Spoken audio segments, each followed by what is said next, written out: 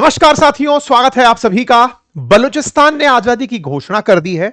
यह पाकिस्तान का सबसे बड़ा राज्य है। लगभग 44% एरिया पाकिस्तान के पूरे भूभाग में बलूचिस्तान का है। सबसे अधिक प्राकृतिक संसाधनों की भरमार बलूचिस्तान में पाई जाती है। इस क्षेत्र के द्वारा अपनी आजादी की घोषणा कर दी गई है। आजादी की घोषणा के साथ साथ अपडेट दिया गया है कि इस क्षेत्र में 85% भूभाग पर बलूचिस्तान का ही कंट्रोल है और जो पाकिस्तान की सेना और पाकिस्तान की तरफ से जो भी यहां पर आक्रांता आए हुए हैं वो 15% भाग पर हैं। ऐसे अनाउंसमेंट के तुरंत बाद चाइना के द्वारा जो यहां पर संचालित की जा रही एक माइन थी जो बिल्कुल इस टिप पर थी, उसे बंद करने का भी अनाउंसमेंट आ गया है। क्या है इस बात के मायने, क्योंकि हेडलाइंस बन चुकी हैं कि बलूचिस्तान डिक्लेयर्स इंडिपेंडेंस। आज के सत्र में इसका डिस्कशन करेंगे। क्या ये इंडिपेंडेंस के मायने इतने हैं कि पूरी दुनिया जो इस समय अमेरिका ईरान की वॉर को, रशिया यूक्रेन को, गाजा इजराइल को देख रही है, वो बलूचिस्तान पर फोकस करने लगेगी, या फिर बलूचिस्तान का ये एक कोई टेंट्रम है जिसके थ्रू दुनिया का ध्यान वो आकर्षित करते हैं। ये बात इसलिए क्योंकि बलोच लोगों के द्वारा अपना राष्ट्रगान, अपनी आइडेंटिटी, अपना पहचान चिन्ह, वो सब चीज डिक्लेयर की गई हैं। कौन सी बातें हैं आज के सत्र में डिस्कस करेंगे। और बार बार ये बलोच क्यों आकर के अपनी पहचान के लिए कुछ ना कुछ ऐसा हथकंडा अपनाते हैं, बलोच का पूरा इतिहास क्या है, और पश्तून भी अब पाकिस्तान में पाकिस्तान से अलग होने की कवायद कर रहे हैं, इसके मायने क्या हैं। क्या पाकिस्तान आने वाले समय में एक राज्य मात्र रह जाएगा, यानी कि केवल एक पंजाब ही बच जाएगा पाकिस्तान के अंदर, जिसे वो पंजाबिस्तान कह करके खुश हो लेंगे। इस पूरी बात का चर्चा करेंगे, विशेष रूप से तब जब पाकिस्तान दुनिया में शांति लाने के प्रयास में हो लेकिन खुद के घर में अशांति हो रही हो। तो ऐसे में सेना कर क्या रही है? क्या सेना और पाकिस्तान का जो प्रशासन है ये केवल ट्रंप को खुश करने में लगा है, या फिर अपने देश के भी वर्तमान हालातों को सुरक्षित कर पाएगा?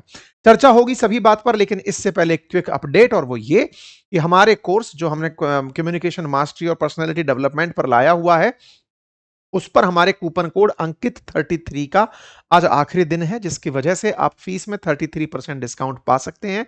1 साल की वैधता के साथ हम आपकी कम्युनिकेशन स्किल और पर्सनालिटी डेवलपमेंट के कुल 15 मॉड्यूल्स पर आपके साथ चर्चा करेंगे। आप इन्हें पढ़ सकते हैं पूरी डिटेल चर्चा के साथ। चलिए शुरू करते हैं। और इस पूरी कंटेंट का या फिर इस पूरे कोर्स का जो लिंक है वो कमेंट बॉक्स में पिन है, वहां से आप उसे एक्सेस कर सकते हैं।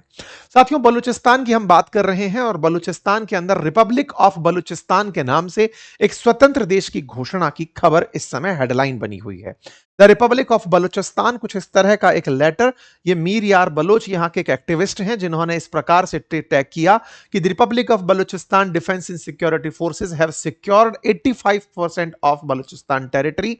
और ऐसा करते हुए इन्होंने प्रॉपर तरीके से बताया कि हमारा नेशनल एंथम क्या है, नेशनल फ्लैग क्या है, हमारी करेंसी क्या है और हमारे पास कितना क्षेत्र है। इन्होंने बकायदा यह भी बताया कि बलूचिस्तान के कंट्रोल में गोल्ड और कॉपर माइंस हैं, 150 से ज्यादा एक्टिव गैस फील्ड्स हैं, 1200 से ज्यादा ऑपरेशनल कोल माइंस हैं जो इस समय बलूचिस्तान के कंट्रोल में है। हालांकि इनके पास कोई fighter jet, helicopter, tank, missile, heavy artillery नहीं है, लेकिन 5 लाख से अधिक ऐसे कार्यकर्ता हैं जो बलूचिस्तान की आर्मी, मिलिट्री, नेवी इसमें शामिल हो चुके हैं, और वो पाकिस्तान को 2026 के अंत तक बलूचिस्तान से पूरी तरह बाहर निकाल देंगे। और साथ ही साथ इन्होंने बलूचिस्तान के साथ साथ पश्तून्स का भी शामिल होना क्लेम किया है कि ये भी पाकिस्तान से अलग हो जाएंगे। यानी कुल मिलाकर के बलूचिस्तान ने खुद की 13 जुलाई 2026 को स्वतंत्रता की घोषणा कर दी है, और इस प्रकार से मां चुकाइन बलूचानी इस गीत को अपना नेशनल एंथम घोषित कर दिया है। क्या किसी देश की स्वतंत्रता के बाद संयुक्त राष्ट्र के द्वारा मान्यता की जरूरत होती है? जवाब है हाँ। संयुक्त राष्ट्र के जो अन्य देश हैं वो उसे देश के रूप में स्वीकारते हैं, तब वो देश की पहचान पहुंच पाता है। इसको ऐसे समझिए कि ताइवान अपने आप को एक स्वतंत्र राष्ट्र मानता है, लेकिन दुनिया के बहुत ही कम देश, लगभग 15 देश, बहुत ही छोटे छोटे से देश उसे देश के रूप में रिकॉग्नाइज करते हैं। इसका मतलब आप अपने आप को देश माने, लेकिन अंतरराष्ट्रीय स्तर पर कोई आपके साथ डिप्लोमेटिक रिलेशन रखता है या नहीं, इससे आपका देश होना स्थापित होता है। तो क्या बलूचिस्तान को अंतरराष्ट्रीय स्तर पर किसी ने भी देश के रूप में रिकॉग्नाइज किया है? तो अभी का जवाब है नहीं, अभी तक किसी ने नहीं किया है। हालांकि बलोच लोगों का मानना है कि वो अपनी आइडेंटिटी जैसे अफगानिस्तान लेकर चल रहा है ऐसे ही लेकर चलेंगे, धीरे धीरे लोग मान ही लेंगे। बाकायदा रेवोल्यूशनरी गीत गाए जा रहे हैं, नेशनल एंथम, पासपोर्ट की इमेजेस सोशल मीडिया पर साझा की जा रही हैं और कहा जा रहा है कि जब बलूचिस्तान एग्जिस्ट करने लगेगा तो पाकिस्तान कुछ इतना सा दिखने लगेगा। ये बात बलूच लोगों के द्वारा निकाली जा रही है। तो अब अल्टीमेटली बलूचिस्तान का, जिसका क्षेत्रफल पाकिस्तान में लगभग 44% है, इसकी कहानी क्या है, क्यों ये आए साल, क्योंकि पिछले साल भी इन्होंने ऐसे ही स्वतंत्रता की घोषणा कर दी थी, हर बार ऐसा क्यों करता है, क्या इसका इतिहास है? पाकिस्तान का हिस्सा जो बलूचिस्तान है, ये कभी तो भारत का हिस्सा भी रहा होगा, क्योंकि भारत 1947 में जब अंग्रेजों से आजाद हुआ और उसी समय पाकिस्तान का निर्माण हुआ, तो ये बलूचिस्तान पाकिस्तान के साथ चला गया। क्या उस समय ये पाकिस्तान के साथ नहीं जाना चाहता था? अब इसका इतिहास क्या है, मैं अब आपके साथ वो साझा करता हूं। तो असल में कहानी कुछ इस प्रकार से है कि यहां पर एक राज्य हुआ करता था जिसका नाम था कलात। ये बलूचिस्तान के अंदर कलात नाम का राज्य है, जिसने, जब देश आजाद हो रहे थे, भारत पाकिस्तान बन रहे थे और पाकिस्तान के साथ में ये कलात जो प्रांत था, इसने अपने आप को ऑटोनोमस रहने की मांग करी कि साहब हम अपना राज्य चलाएंगे। कलात के साथ साथ मकरान, लासबेला और खारन भी थे, जिन्होंने ये कहा कि हम बड़ी रियासतें हैं और इन रियासतों में कलात वो रियासत थी जो सबसे बड़ी थी, और इसके सरदार ने अपने आप को खुद से स्वतंत्र रहने की घोषणा करी। लेकिन यह बात जिन्ना को पसंद नहीं आई। जिन्ना ने 1 अप्रैल 1948 में अपनी तरफ से सेनाएं भेजकर इस क्षेत्र पर जबरन कब्जा कर लिया। तो ये जो कलात है ना, जिसके ऊपर कलात, मकरान, खारन, ये जो क्षेत्र हैं, इनमें से कलात ने इस बात को जबरन रूप से स्वीकार कर लिया, ये वास्तविकता में शामिल नहीं होना चाहता था। उसके बाद क्या हुआ, ये एक बार के लिए कंट्रोल में आ गए, पाकिस्तान का हिस्सा बन गए।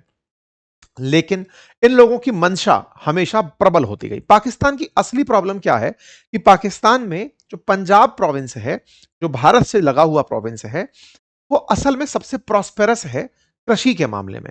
और पाकिस्तान की जो सत्ता है वो कहीं ना कहीं पंजाब से ही होकर निकलती है। पंजाब की पॉपुलेशन के आधार पर वहां की सत्ता तय होती है। पंजाब का सीएम सबसे पावरफुल सीएम माना जाता है।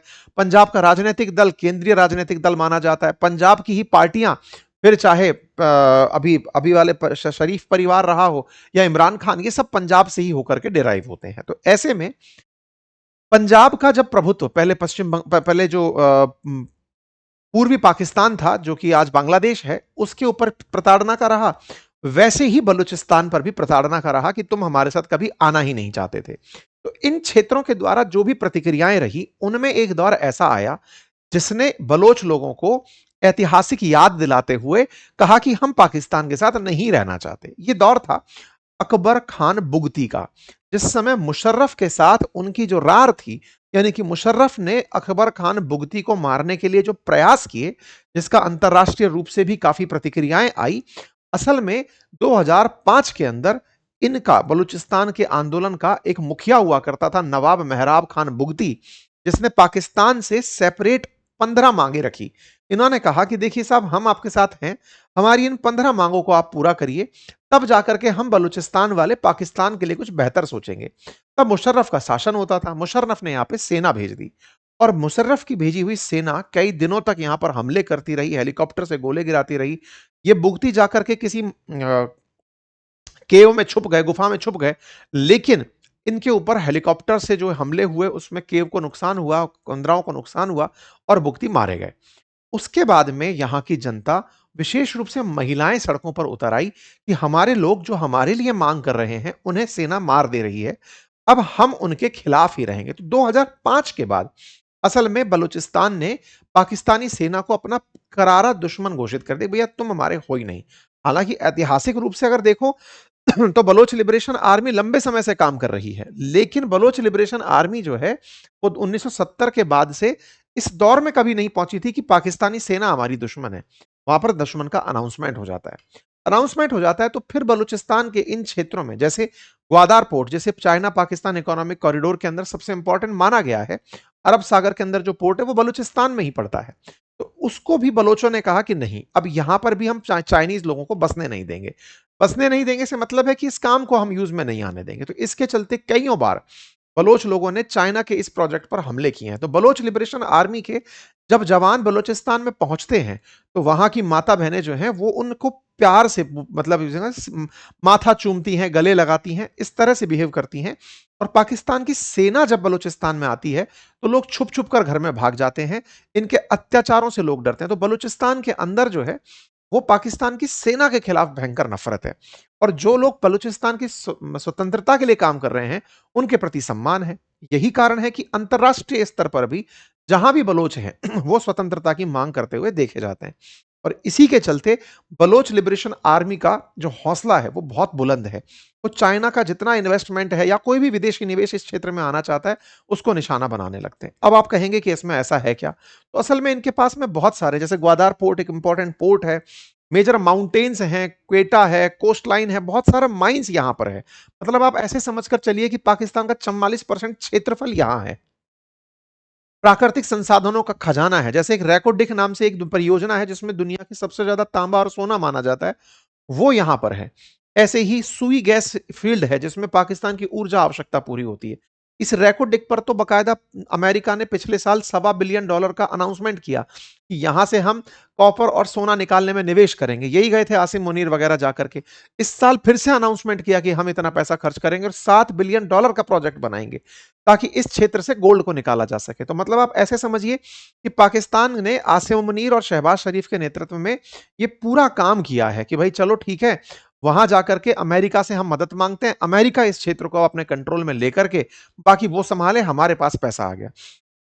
चाइना को इसी बलूचिस्तान का ग्वादार पोर्ट दिया गया। सीपैक जिसकी हम बात करते हैं वो इसी क्षेत्र से होकर मेजर नहीं निकलता है। और तो और ईरान, अफगानिस्तान, अरब सागर तीनों का ट्राई जंक्शन है ये। तो कुल मिलाकर ये क्षेत्र बहुत रूप से महत्वपूर्ण है। और इसकी महत्व को आप ऐसे समझ सकते हैं, ये रहा ग्वादार पोर्ट और ये सीपैक है।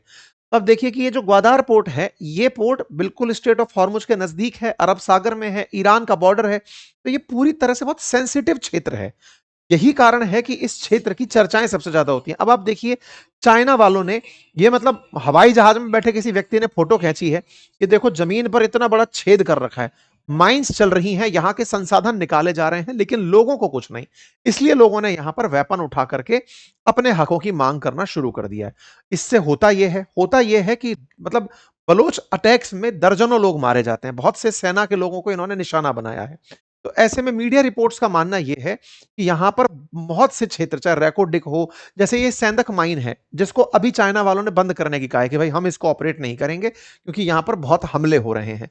इन तमाम क्षेत्रों को अब बलोच लोग निशाना बनाते हैं, जिसकी वजह से इनका जो रैकोडिक प्रोजेक्ट है वो भी अटकता सही रहा है।